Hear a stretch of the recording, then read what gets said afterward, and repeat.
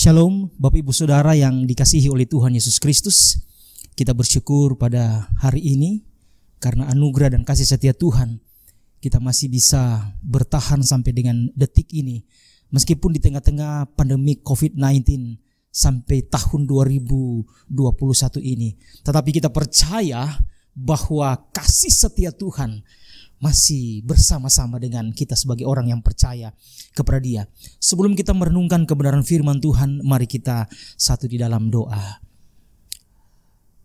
Di dalam kemurahan-Mu ya Tuhan, kami ada dan bertahan sampai dengan hari ini di tengah-tengah situasi dan kondisi yang tidak memungkinkan. Tetapi sebagai orang yang percaya, kami meyakini pemeliharaan Tuhan dalam hidup kami. Dan biarlah hari demi hari kami dimampukan oleh Tuhan untuk kami bertahan di situasi dan kondisi yang tidak nyaman ini. Kami percaya bahwa firman-Mu yang menopang kami, memampukan kami untuk kami bisa melalui kehidupan kami di dalam pertolongan Tuhan. Pengalaman demi pengalaman pribadi bersama dengan Tuhan membawa kami selalu ingin memuliakan nama Tuhan. Berkati kami lewat kebenaran firman-Mu. Di dalam nama Tuhan Yesus kami berdoa dan mengucap syukur untuk firman-Mu. Haleluya, amin. Bapak Ibu Saudara yang dikasihi oleh Tuhan Yesus Kristus, pada hari ini kita akan membaca satu kebenaran firman Tuhan yang terdapat di dalam Matius pasal 24 ayat yang ke-13. Sekali lagi, Matius pasal 24 ayat yang ke-13. Demikian firman Tuhan, tetapi orang yang bertahan sampai pada kesudahannya akan selamat. Nah, saudara-saudara dikasihi oleh Tuhan Yesus Kristus, Tuhan ingin supaya kita bertahan sampai pada kesudahannya. Bukan di tengah perjalanan atau bukan di awal, tetapi dikatakan kita harus bertahan sampai pada kesudahannya, sampai pada akhirnya. Nah, saudara, ketika Yesus mengajarkan perkataan ini dalam konteks tentang akhir zaman, Dia mengajarkan tanda-tanda akhir zaman akan digenapi. Karena itu sebagai orang yang percaya dikatakan engkau harus bertahan sampai pada akhirnya. Nah, saudara yang dikasihi oleh Tuhan, ada 3 hal yang perlu kita pelajari, yakni bertahan, kata akhir, dan juga kata selamat. Nah, saudara, kita masuk dalam hal yang pertama, yaitu bertahan.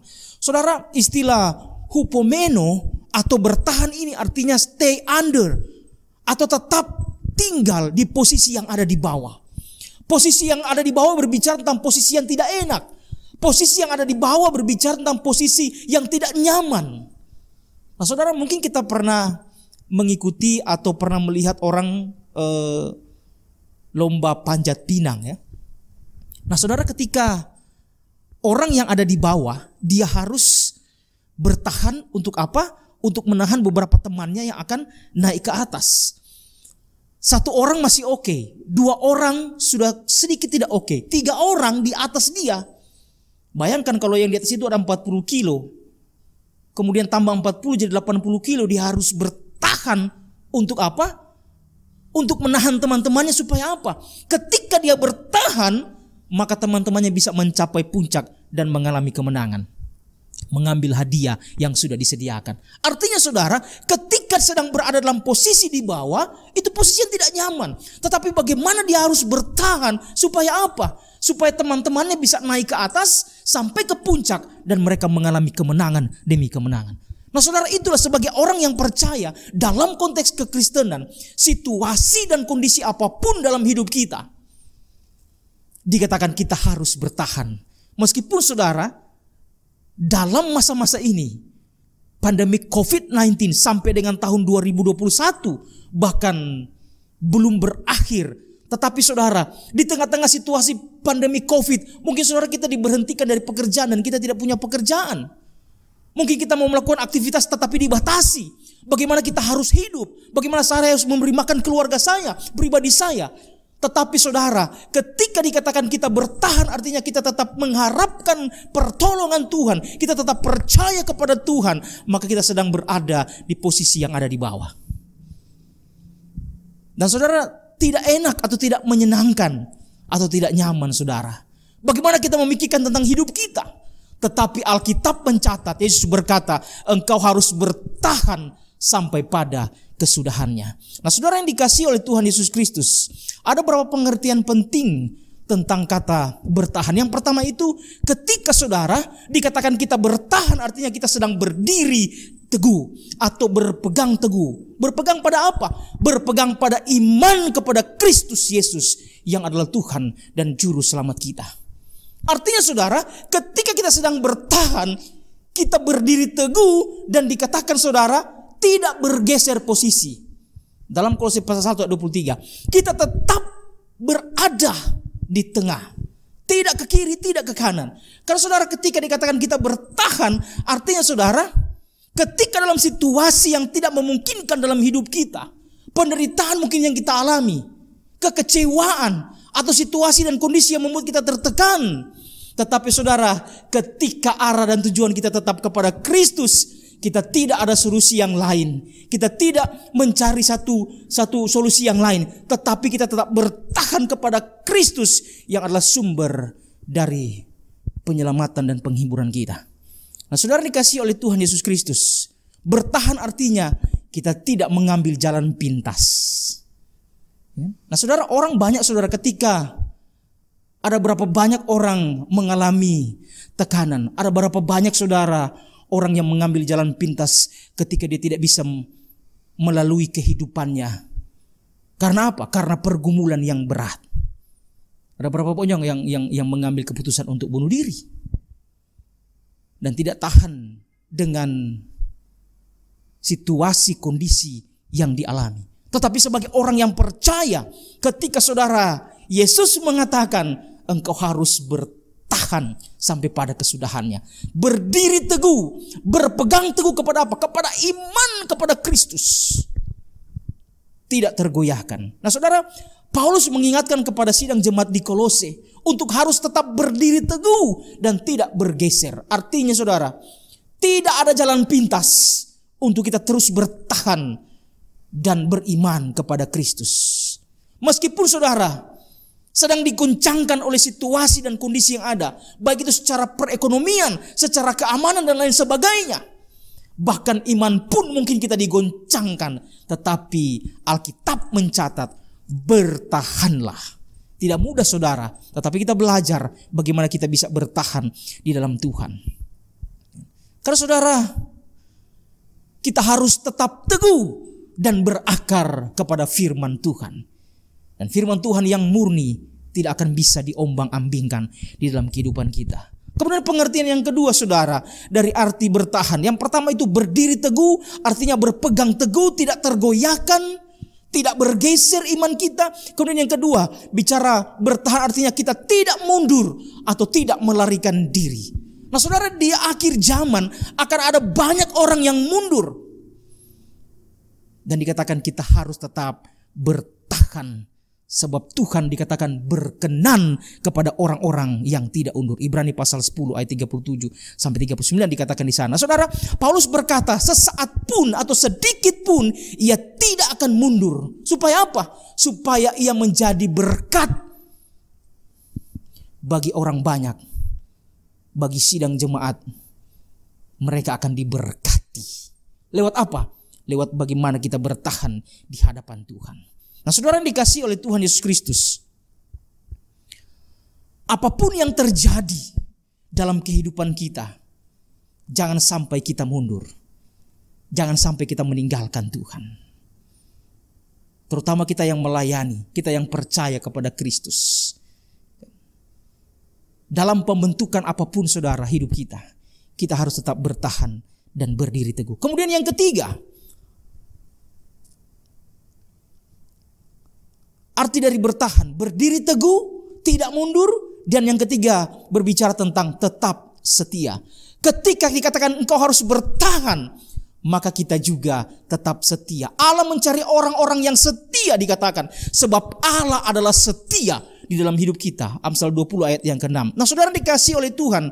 Sekali lagi, kesetiaan itu juga tidak bisa diukur dari besar kecilnya bagaimana kita mengikuti Tuhan. Tetapi kesetiaan itu terus menerus di dalam hidup kita. Dikatakan sekali lagi, Tuhan mencari orang-orang yang setia. Bukan engkau hebat dalam pelayananmu, bukan engkau hebat mengikuti Tuhan, bukan engkau hebat berdoa, bukan engkau hebat berkhotbah, tetapi Tuhan mencari orang-orang yang setia kepada Tuhan. Sesederhana apapun kita, saudara, tetapi ketika kita tetap bertahan, kita berdiri teguh dan kita setia kepada Tuhan, meskipun situasi dan kondisi sekarang terombang-ambing, saudara, meskipun iman kita sedang digoncangkan, tetapi ketika kita bertahan, tetapi ketika kita setia kepada Tuhan, dikatakan bahwa orang-orang yang setia dalam perkara kecil akan juga diberikan perkara-perkara yang besar. Nah, saudara dikasih oleh Tuhan Yesus Kristus, dalam hal apa kita harus bertahan? Yang pertama, kita harus mempertahankan iman kita. Yang kedua, kita harus bertahan melawan tipu muslihat iblis. Dan yang ketiga, bertahan dalam perjuangan dan penderitaan yang berat ketika kita mengikut Tuhan di dalam hidup kita.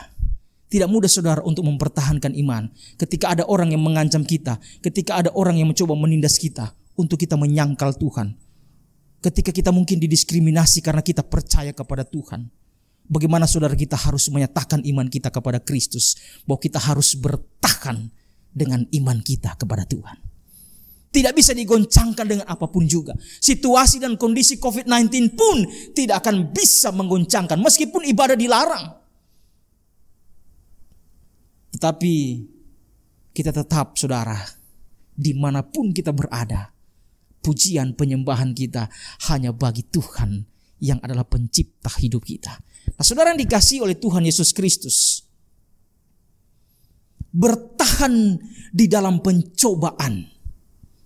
Ya, begitu banyak pencobaan, saudara, di tengah-tengah situasi COVID sekarang. Bagaimana kita bisa bertahan hidup? Yang saya katakan tadi, mungkin kita diberhentikan dari pekerjaan. Dan apapun yang saudara yang kita lakukan, mungkin saudara dibatasi dengan hal-hal yang mungkin tidak kita sukai dan senangi. Tetapi saudara yang dikasihi oleh Tuhan, ketika pencobaan-pencobaan datang, kita bertahan di dalam pencobaan itu. Karena dikatakan, saudara, sebab orang yang bertahan dalam pencobaan adalah orang yang berbahagia. Yakobus 1 ayat yang kedua. Kemudian, saudara, dikatakan bertahan sampai kapan? Permulaan, pertengahan, tidak. Tetapi Alkitab mencatat bertahan sampai pada akhirnya. Sampai pada kesudahan. Sampai final, sampai ending, atau dikatakan complete, istilah telos itu, sampai akhir, sampai selesai, sampai complete, sempurna. Nah, saudara, yang dikatakan dengan bertahan sampai akhir ini adalah sampai kedatangan Tuhan. Saudara, ukuran dari bertahan ialah sampai pada kedatangan Tuhan. Kalau Tuhan izinkan kita masih hidup dan Tuhan datang kali yang kedua. Nah, saudara, kemudian sampai akhir hayat kita. Jika kita diizinkan untuk hidup sampai waktu kedatangan Tuhan, puji Tuhan. Tetapi, saudara, ketika kita dipanggil oleh Tuhan, maka dikatakan kita tetap setia dan kita bertahan sampai akhir hayat hidup kita. Bertahan dari iman kita kepada Kristus. Dan kemudian bertahan sampai apa? Sampai garis finish atau sampai akhir kita menyelesaikan tugas kita. Nah, saudara, Paulus mengingatkan Timotius yang masih muda untuk apa? Untuk menunaikan tugas pelayanan. Sampai apa? Sampai selesai. 2 Timotius pasal 4 ayat 3-5, 2 Korintus 8 ayat yang ke-11. Nah, saudara, demikian juga dengan hidup kita. Orang yang percaya kepada Tuhan, Tuhan juga ingin kita supaya kita bertahan menyelesaikan apa yang menjadi tugas kita. Sebagai apa? Sebagai orang percaya, yaitu menjadi saksi-saksi Kristus. Di tengah-tengah situasi dan kondisi, kita tetap menjadi saksi Kristus dalam hidup kita. Dan apa yang menjadi akibat ketika kita bertahan dan setia kepada Tuhan sampai akhirnya? Dikatakan akan selamat. Ya kan? Saudara, istilah zozo ini memiliki banyak pengertian. Yaitu dikatakan save from danger atau selamat dari bahaya. Kemudian bisa diartikan dengan heal atau disembuhkan, atau protected atau dilindungi, atau delivery atau dilepaskan, atau well-being atau baik-baik saja, atau sempurna. Jadi orang yang bertahan sampai pada akhirnya, dia akan mendapatkan keselamatan yang kekal. Yesus berkata tentang kehidupan yang kekal. Dikatakan barang siapa yang bertahan sampai pada akhirnya akan selamat. Artinya akan masuk dalam kerajaannya yang kekal, kerajaan sorga, dan mendapatkan kehidupan yang kekal. Kehidupan kita di tempat ini hanya sementara, saudara. Kehidupan yang sebenarnya ketika kita mengalami kehidupan kekal bersama dengan Tuhan. Ketika apa? Ketika di dalam dunia ini kita bertahan sampai pada akhirnya. Kemudian yang kedua, ketika kita bertahan mendapatkan upah. Tuhan bukan hanya menjanjikan kita untuk masuk dalam kerajaannya, tetapi Tuhan juga menjanjikan kemuliaan, ada mahkota yang disediakan bagi kita. 2 Timotius pasal 4 ayat yang ke-8. Kemudian saudara, dikatakan sejahtera lahir dan batin. Bukan hanya di surga, di bumi pun kita akan diberkati oleh Tuhan. Matius 19 ayat yang ke-29. Tuhan menyediakan upah yang besar bagi kita.